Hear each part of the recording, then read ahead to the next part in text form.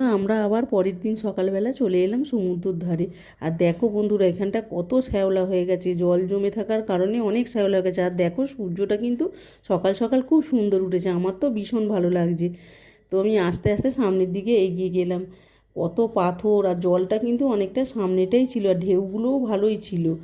আর আমি সামনের দিকে এগিয়ে যাচ্ছি এদিকে, আর আমার বরমশাইটা ভিডিও করছে।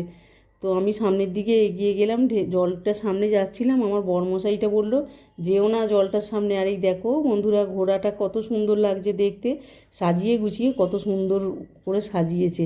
আর আমার বরমশাইটা এদিকে সমুদ্রের ধারে সামনেটা চলে এসে, আমি বলছি যেও না ভিজে যাবে কিন্তু, আবার আমাকে ডাকছে তুমি আসো না। আমি বললাম না তুমিও যেও না ভিজে যাবে। এই দেখো বন্ধুরা, বলতে বলতেই আমার বরমশাইটার কাছে পাটা পুরোই ভিজে গেল। আমি বলছি চলে আসো, তোমার ঠান্ডা লাগছে না? বলছে না আমার বেশ ভালোই লাগছে, তুমি আসো না। আমি বললাম না আমি যাব না। তো তারপর আমি বললাম যে তুমি এগিয়ে আসো, এবার আমি ওদিকটা যাই। দেখো আমার এত ভালো লাগছিল, বলছে কী গো তুমি এরকম ঘুরে ঘুরে কী করছো? আমি বলছি আমার খুব ভালো লাগছে।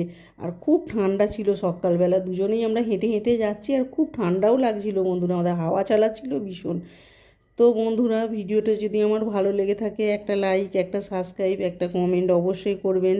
আজকের জন্য ভিডিওটা এখানেই শেষ করছি, আবার দেখা হবে পরের ভিডিওতে। টাটা।